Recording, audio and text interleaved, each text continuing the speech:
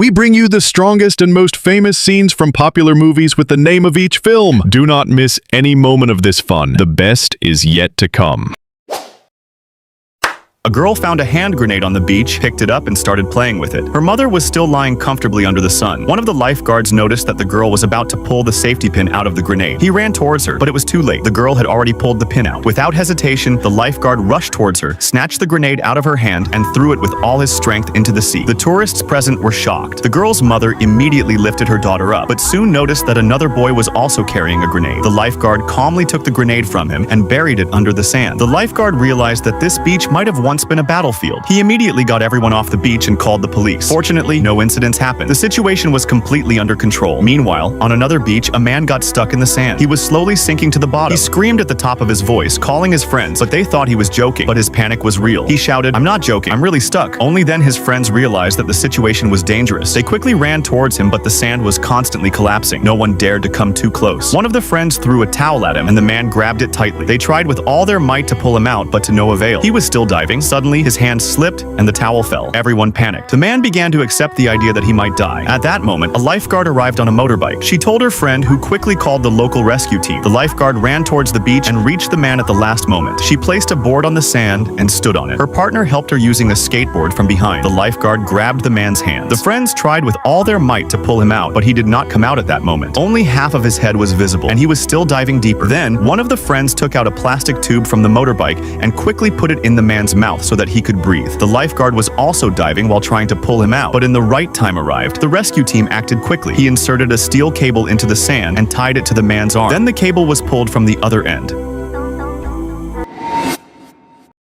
No one in the prison dared to mess with the long-haired prisoner. He always carried a ball in his hand and threw it in the same place, but it would bounce off all four walls and come back to him. Once he caught a bird without even looking. Even a small nail in his hand could have turned into a deadly weapon. Because of his unique skills, a police officer offered him a difficult mission. If he completed it, his prison term would be reduced by 15 years. The prisoner agreed to the deal without hesitation, but they planted a chemical bomb in his neck to prevent him from escaping. When they arrived at the mission site, a team was formed with a group of strange and unfamiliar people, among them a person who looked like a wolf, but he was not close to a human. The military forces transported them to the plane, and shortly before the mission began, the last member of the team arrived. During the flight, everyone was laughing and joking except for the man with long hair. He sat quietly in a corner, just waiting to reach the mission site. After a while, they arrived, and when two people jumped into the water, the man with long hair followed them, and then the rest followed them. But no one realized that the wolf-like creature did not. He knew how to swim, so he sank straight to the bottom, shocking everyone. The long-haired man immediately rescued him and brought him back to shore. When the wolf realized the danger, he pretended to be dead. By that time, the rest of the team had also reached the shore. They decided to hide first and assess the situation. It was pitch black in the forest, and everyone was ready to fight. However, there was a traitor within the team who had revealed their location to the enemies. When things started to get worse, the commander ordered a withdrawal, but the higher-ranking officer refused because he was confident that the team was able to withstand the enemy fire. As expected, one of the team members carried a rocket launcher and started the attack, and the rest followed her. Through their excellent coordination, they were able to penetrate the enemy ranks. Then, one of the team members stood up, and his hand was separated from his body and began slapping the enemies. The long-haired man was astonished. Even an alien joined the fight. She grabbed the enemy helicopter, but during the attack, she accidentally killed one of her teammates. The team began to lose members one by one. The long-haired man got scared and started running away. The officer ordered him to stop, but he did not respond, so the officer was forced to press the button. The bomb exploded in his neck, but the officer had planned for that in advance. He had sent two teams together so that if one of the teams failed, the other could complete the mission.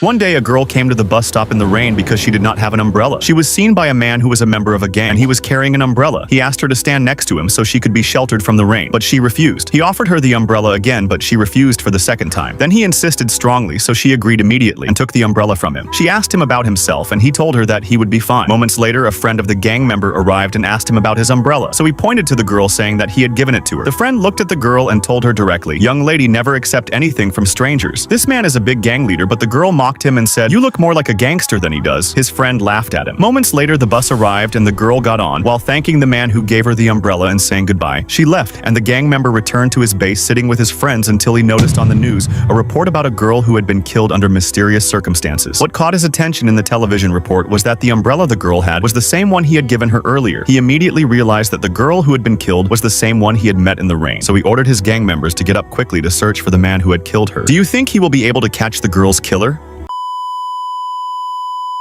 The teacher noticed that the student often left his drawings unfinished, so she asked him to complete his drawing, but he insisted it was already complete, which confused the teacher. Then she asked him to draw a clock. The student thought it was very easy and drew it within minutes, but the clock was also only half finished after realizing the seriousness of the situation. The teacher advised him to see a doctor, but he ignored her advice. When he showed his drawing to his classmates, they laughed at him and said, "You ruined the beauty of the Venus de Milo statue." At that moment, the boy realized something was wrong and went to the doctor with his brother. After hearing his story, the doctor asked him to draw a house on paper. The boy tried his best but could not complete the drawing, and a CT scan revealed that he had a blood clot in his brain, pressing on the optic nerve affecting his vision. The boy felt his future was over, especially since he had a drawing exam the next day. Then his twin brother had the idea to take the exam for him. The next day, the boy started the exam by quickly drawing half of the picture, then pretended to have a stomach ache and told the teacher he needed to go to the bathroom. Unfortunately, the teacher said she would go with him because students were not allowed to leave during the exam. He had no choice but to take her along. Luckily, she did not enter the bathroom where his brother was waiting, and they quickly swapped clothes when the brother came out. He started walking in the wrong direction, so the teacher told him the exam room was the other way, but she did not suspect anything. He entered the classroom and completed the unfinished drawing, and thanks to his brother, helped the student pass the drawing exam. However, after the exam, one of his classmates saw his brother, ran up to him and asked, "Do you have a twin brother?" The boy nervously denied it, saying, "I am the only child of my parents," but she did not believe him, and in the end, the truth was revealed.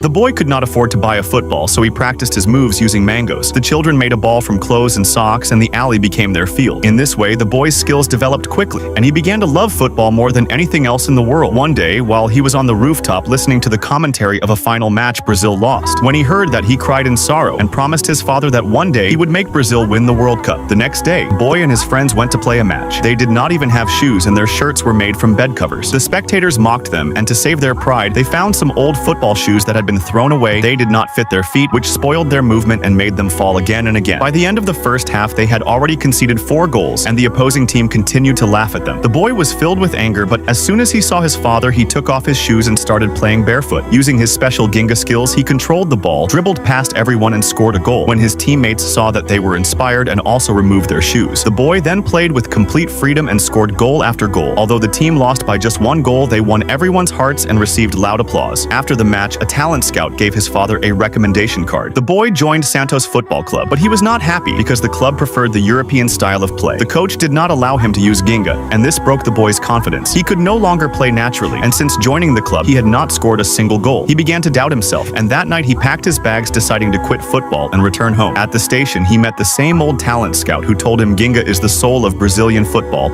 and encouraged him to be brave and keep going. Encouraged, the boy returned to the team. This time, he ignored the coach's objections and played with Ginga. At first, he spun past the defenders, then made a brilliant move with the ball, leaped into the air, and scored with a bicycle kick. Everyone cheered, and even the coach admitted his talent. From that moment, the spirit of Ginga was fully awakened inside him.